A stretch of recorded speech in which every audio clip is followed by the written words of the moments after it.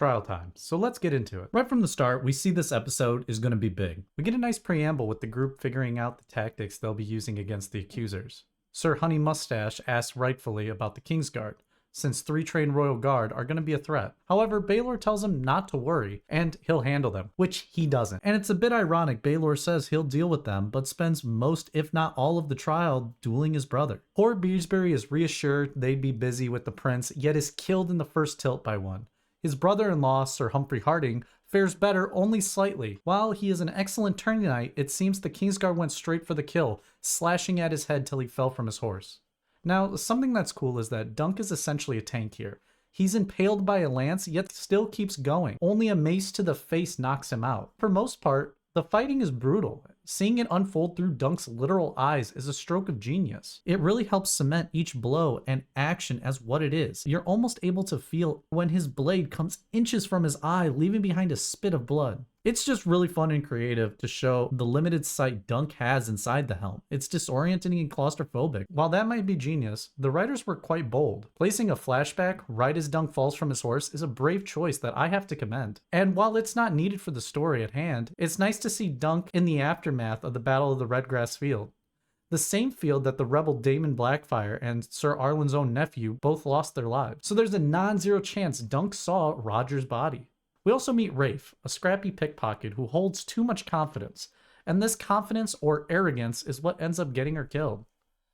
Her and Dunk's relationship borders on familial and romantic, though I lean slightly more towards romantic as Tanzell looks an awfully lot like Rafe. It's also really cool they had these non-Irish actors put on an accent to really sell Fantasy Ireland is just a King's Landing slum. Otherwise, it shows us a flea bottom that's somehow more gross than the main show portrayed. It's also the first time we see House Blackfire's sigil. My only real gripe I have with this flashback is post Arlen's slaughter, we meander with Dunk following him around for way too long, especially when we have to consider Roger of Pennytree would have just died days before, and we miss out on some character moments that could have been fleshed out if only the two were interacting. But unfortunately, not much correlates directly to the story as of now. So let's get back to Dunk, who's still in the thick of it. Almost immediately, Aeron smacks Dunk's head again.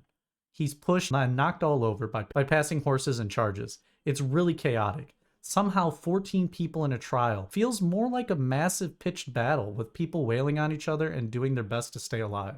Dunk himself is struggling with that. The man tanks blow after blow, stab after and slash one after the other, but he keeps coming.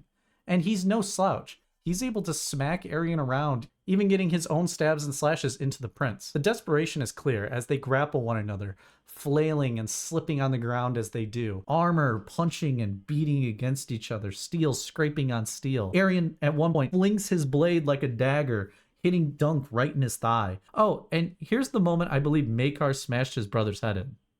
It's more obvious it was him here in the show, but the book keeps it ambiguous, with Maekar not remembering hitting his own brother. It's also really rewarding to see that in such little time, we went from Aerion just being a random prince to being this Joffrey level character, minus some of the heinous activities, sure, but his own activities and just his arrogance. It's very good to see him humble. Now, I got 2 other contentions with the episode. The first is, did Dunk actually die and resurrect? I'm no medical expert, and I don't really have anyone that I can go and ask for, but I'm going to say he absolutely died, and somehow his heart began to pump again. Whether this was divine intervention or something else, we don't know. Even though this does not happen in the book, and despite knowing there's a 2nd season on the way, it was hard not to think maybe, just maybe, Dunk died. My other contention is, why the heck are the Kingsguard throwing? They kill both Humphreys, and we see who I believe to be Donald of Duskendale is assumed to have been knocked out by Lionel, leaving 2 Kingsguards still able to participate. Yet, they don't help Maekar by pulling Lionel away, they don't assist Aerion, and even though they owe nothing to Stefan Fossaway, they don't even help him with Raymond. As Dunk drags Aerion, we glimpse the other 2 are just riding around, doing nothing. Now, good faith is maybe Riesling is fending them off on foot despite the knights being mounted, and is a good distraction, but I feel they are just killing time. And I have to ask, since of the 3 present in Ashford, only Roland Crakehall is seen after, is this actually intentional? Hear me out. Nobody likes Aerion, Maekar is probably an ass himself, and Daeron's already knocked down. Could it be they threw hoping Arion would be slain, as well as being open to Maekar having the same fate? Are they working for someone? Look, I'm just asking questions here. But our man Dunk survives the trial, and Baylor comes in offering his own family maester's help after Maekar is tended to. He shows one last kindness to our hedge knight before he asks for his helm to be removed, and we get the big sting of the episode. After all, this is a Game of Thrones show. Baelor Targaryen, eldest son of Daeron the Good, is the final casualty in a trial that should have never happened, robbing the realm of a truly just and good man in one blow. But yeah, the episode's great, and while my personal favorite has to be episode 4, I had just as much fun with this one. Aside from many being upset about the flashback, I haven't really seen or heard too many complaints. The battle has specifically been praised, and I do see that a lot of people are itching for next week's episode. This is easily also the best combat in the entire Thrones IP, and I hope for more gritty and chaotic fights in other ventures. Cheers to Baelor, and cheers to you for making it to the end.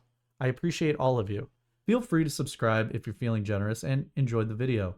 Stay safe out there, and have fun, guys. Bye-bye.